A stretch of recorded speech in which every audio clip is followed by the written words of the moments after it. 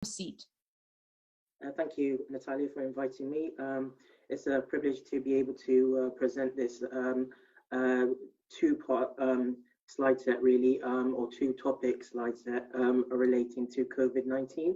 So I'm going to talk about COVID-19 kidney disease and the immunosuppressed, and COVID-19 isolation, and what does it really mean for the immunocompromised. I am doing this on behalf of the University of West England in support of the fantastic work that the Renal Patient Support Group is doing, and my fellow colleagues across the pond in the US have kindly invited me to get involved in this. So let's proceed. Next slide, please. So just an overview what I'll be talking about. It looks quite heavy, but hopefully I'll break it down for everyone and why this session was put together. And so what I'll be talking about initially is a bit of background about a poll that was implemented on the Renal Patient Support Group, basic introduction about what is COVID-19, a bit about the immune system, because obviously with patients in CKD and renal failure and so forth, the immune system is actually very important to get some baseline understanding around. Some barrier defenses, some host defenses against viral infections, a little bit about the immunosuppressed and immunodeficiency, CKD and COVID-19, the immunocompromised, CKD dialysis and COVID-19 guidance, goals of care, summary, and some key points to take home. Thank you. Next slide. So a little bit of background. The RPSG, a fantastic group really, has actually done a lot of work for patients in renal insufficiency, acute kidney injury, and chronic kidney disease, and they implemented this poll actually, that took place over a 1 month period in March 2020, which was probably the time when COVID-19 was hitting, its kind of peak period as a pandemic, and the group actually implemented this poll to highlight some key topics really that were choices for the group to get a handle on, and lo and behold, these two topics came up top. So we thought collaboratively we put a couple of webinar sessions together, and this will hopefully be the first webinar that we put together concentrating on COVID-19, and there'll be more sessions to follow. So this is hopefully be an interesting session, but just to highlight, this was information from a poll that was put together first. So thank you. Next slide. So a bit of introduction about what is COVID-19. So coronaviruses are a group of viruses that usually cause mild illnesses such as the common cold. However, certain types of coronavirus can infect the lower airway, causing serious illnesses like pneumonia and bronchitis. Most people get infected with a form of coronaviruses at some point in their lives, and the majority of the infections for the viruses are actually completely harmless. However, the new coronavirus that causes COVID-19, or is under the umbrella of coronavirus, that is COVID-19, is a notable exception. Next slide, please. So what do we know, or what is known about COVID-19 already? So COVID-19 is a new disease, but at the present time, as this webinar took place, there was a limited information regarding risk factors for the severity and severity and severe disease. Based on currently available information and clinical expertise, older adults, particularly the elderly, and individuals of any age who have serious underlying medical or clinical conditions might be at more risk for this virus. Next slide, please. Some understanding about basic terminology, really, I think is quite important to have that. So cases of COVID-19 first emerged in late 2019 when it was reported in the Wuhan province in China. the cause of the disease was soon confirmed as the new coronaviruses, so it fits under that umbrella of viruses, and it soon spread and became past an epidemic and actually a pandemic. So on the 11th of February, the World Health Organization, or WHO, announced that the official name would be COVID-19, a shortened version of coronavirus disease.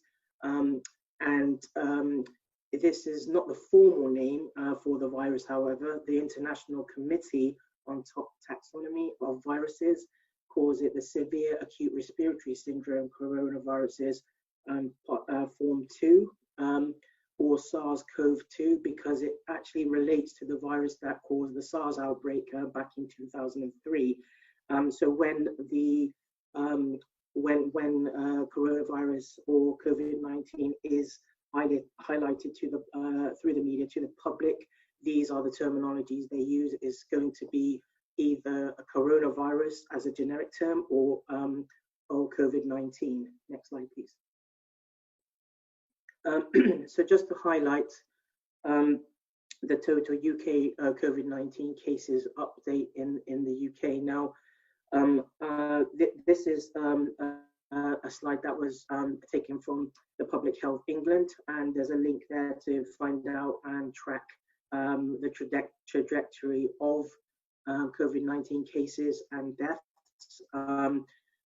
This was a slide that was taken on the 10th of April, so soon after the live webinar was done, but equally important. So the total cases at that time was just over 70,000 and nearly 9,000 deaths. In England alone, of those 70,000 cases, nearly 60,000, nearly 60,000 have come from England alone, and just over 8,000 deaths in England alone. When we look at the UK, we put the perspective on England, Scotland, Wales, and Northern Ireland, and so actually the detriment has been quite severe. Next slide, please. Equally, I thought it was important to highlight COVID-19 cases update from the USA. And again, this was data that was identified on the 10th of April, and obviously the total cases and deaths have increased, unfortunately, but at that time it was just over 400,000 or 450,000 in total cases, and the total deaths at that point was just over 16,000 or 16,500. And this data can be tracked further from the Centers for Disease and Control and Prevention, and there's information around cases, data, and general surveillance. So I thought that would be important to highlight, considering this is a wider audience. Thank you. Next slide. So a little bit about the immune system. Considering that the general population have a different immune responses, it's good to get a baseline understanding about the immune system. So acute inflammation in particular is an early defense mechanism to contain an infection, prevent its spread from an initial focus, and signal subsequent specific immune responses. So depending on what kind of foreign body is potentially attacking the physiology or human physiology, the immune system acts accordingly. So three major events actually take place in acute inflammation. So this is where you have expansion of capillaries, so sort of like blood vessels, and to increase blood flow. And typical example, not specific to virology or viruses, but a baseline experience is perhaps like when someone blushes or has a rash, an increase in permeability of microvascular structures. So along with blood flow increase, you get certain other vasculature increased flow as well to allow escape of fluid and certain proteins and white cells or leukocytes, and that then results in what we call edema, which is swelling of tissue normally seen at about, at the bottom of ankles, for example. And then number 3 is exit of leukocytes or white cells from capillaries and their accumulation and response to an infection at the site of injury. And what that means, it's as a result, pus can develop. So these are just some basic acute inflammation elements to take a bit of understanding from. Next slide, please. In line with that, I think it's important to get understanding of certain barrier defenses. Innately, human physiology is pretty amazing. Human beings have 3 basic lines of protection against invasion by infection agents. That could be for protecting against bacterial infections and viruses and other foreign particulars. So these consist of natural barriers such as the skin, mucus, or epithelium, and even gastric acid and bile, and that restricts the entry of agent. And then innate antigen non-specific immune defenses such as fever that acts as a defense as well as a preventative element, and certain immune components, and we'll get into those a little bit later. And then adaptive antigen-specific immune responses such as antibodies and T cells. And just highlighting in a diagram there that you've got, the eyes, the respiratory tract, skin, genitourinary tract, and the digestive system as well. So those are just some outlines of how we have barrier defenses all over us, protecting us and preventing things coming close to us. Next slide, please.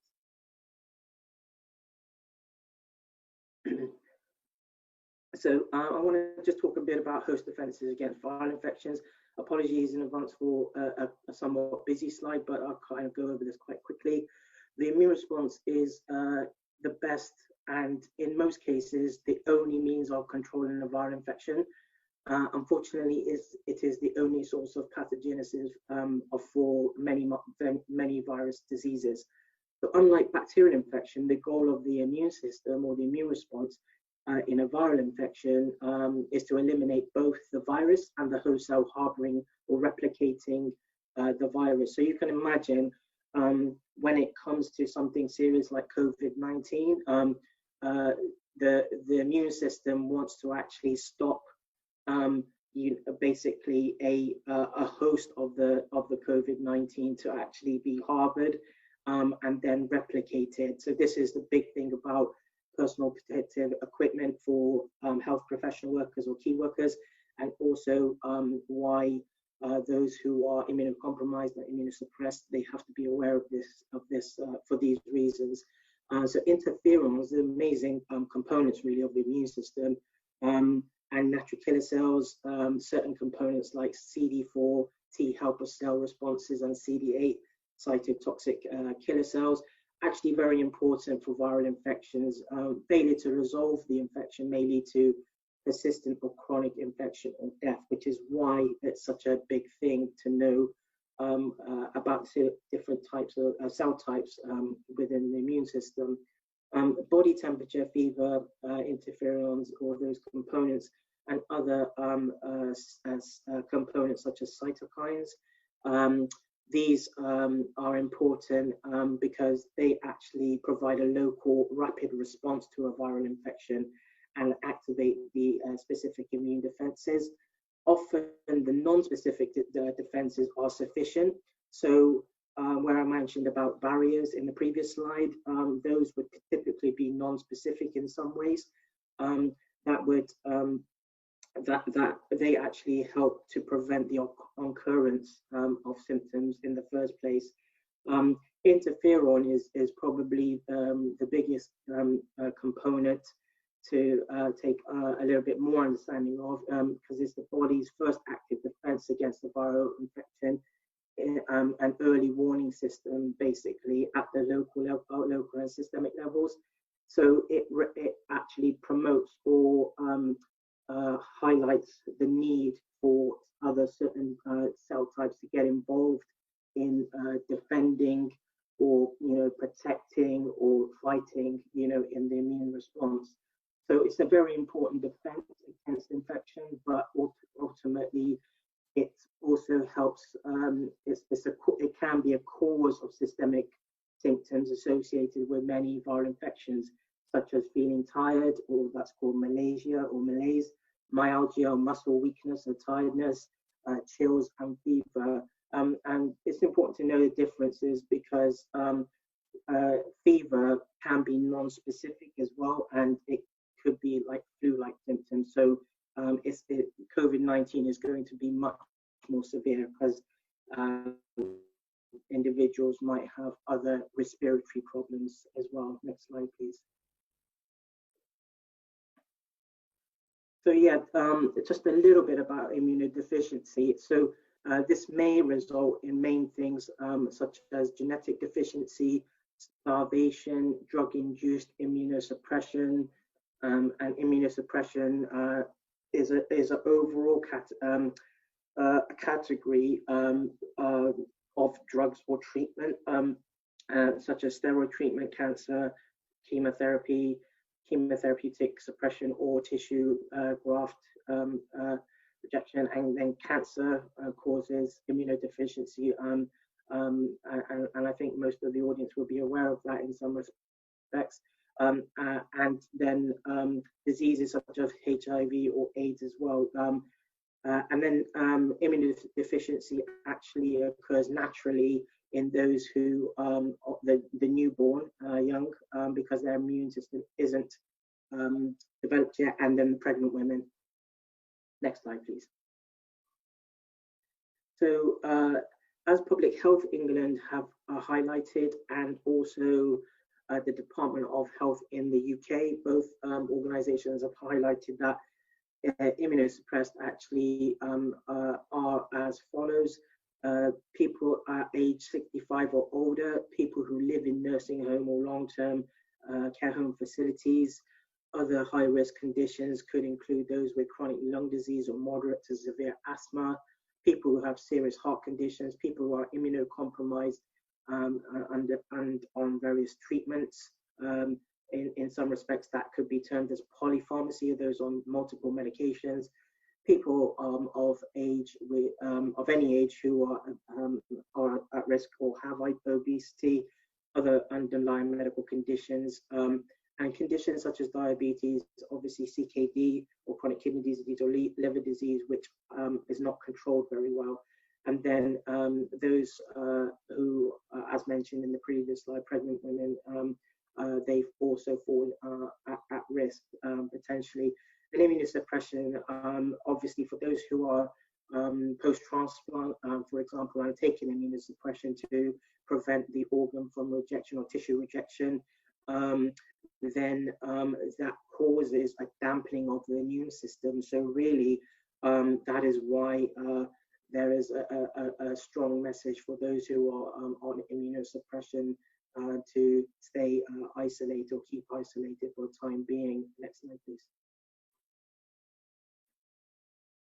And just a quick overview of CKD and COVID-19. So obviously the audience will probably be aware to some extent that CKD is recognized as a silent, irreversible long-term conditions, and much of the monitoring in these patients with the CKD, it occurs at mild or moderate disease, but obviously it can worsen and go into end-stage renal disease. And there's a whole conundrum of clinical pathway about how CKD is taken care of.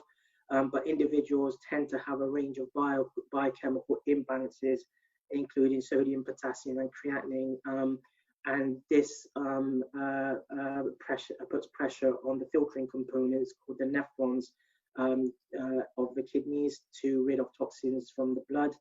And then CKD tends to establish itself as a secondary complication owing to obesity, diabetes, or cardiovascular disease, or hypertension. And just to take note that these are all high-risk categories for potentially contracting COVID-19. And it's not actually the CKD itself that is potentially the problem. It's actually the comorbidities that individuals might have or are at risk of having, that is causing the problem in terms of information to the general public and those who have the disease.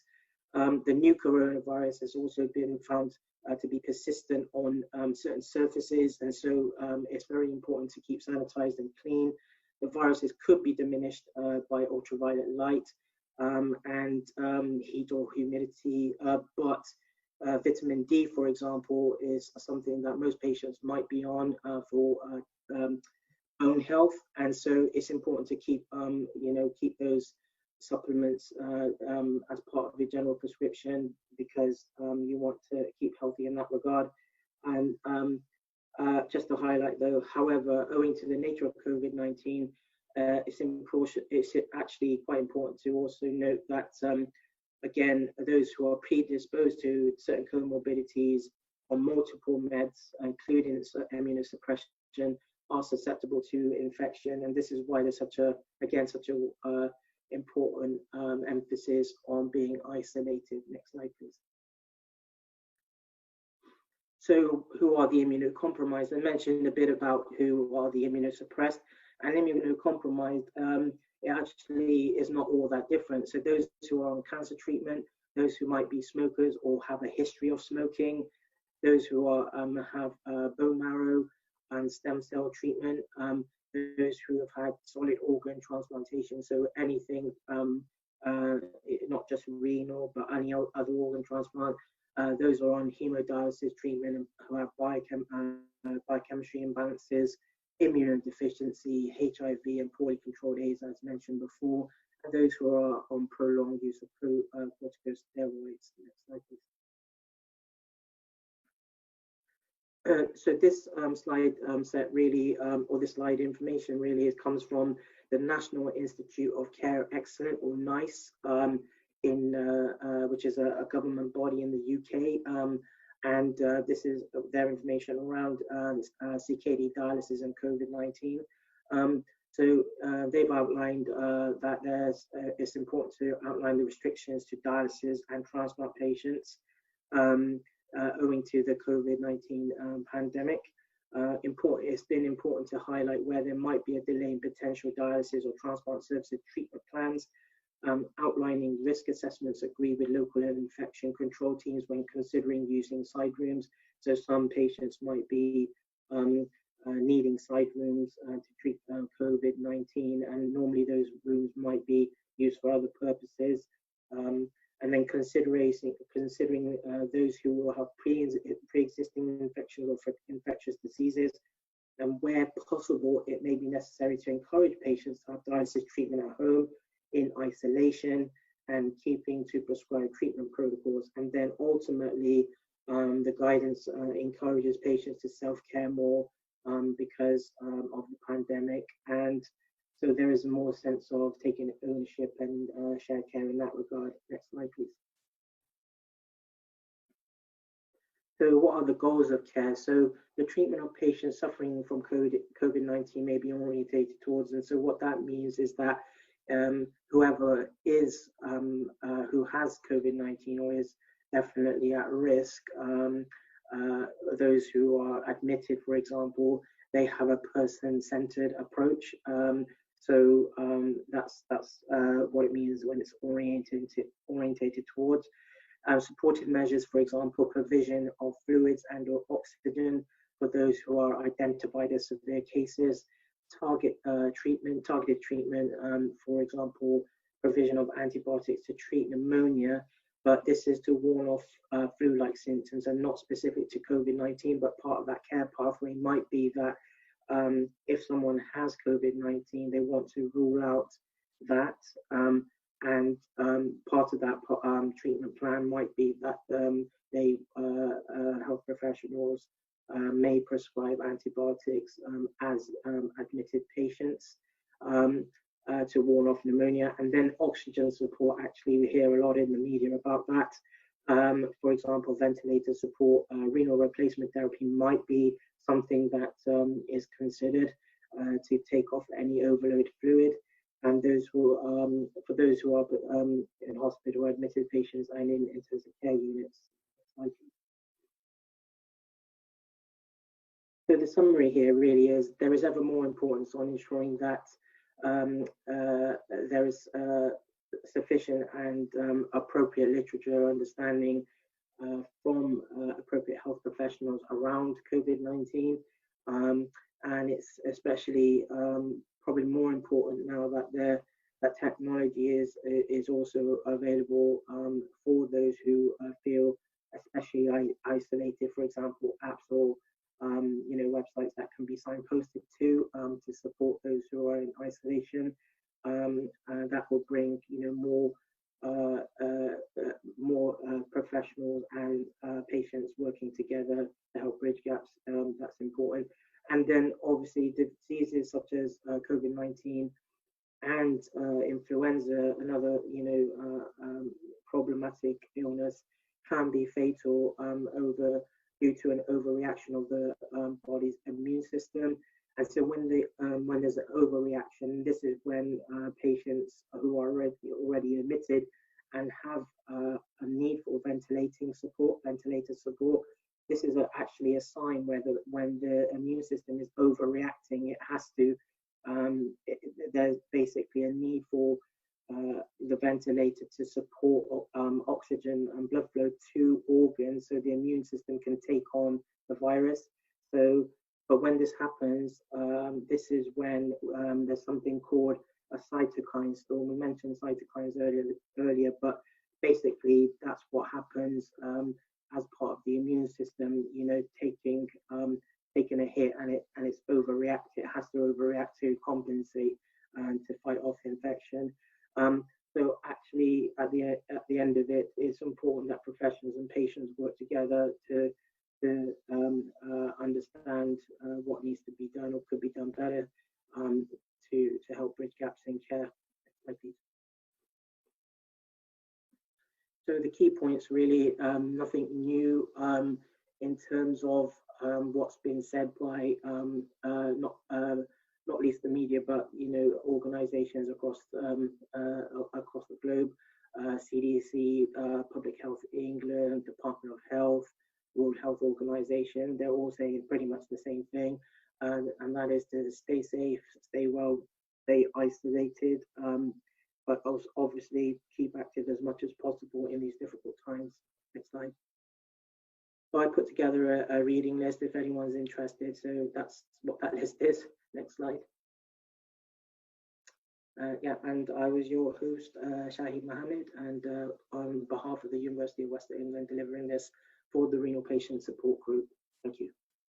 Next slide.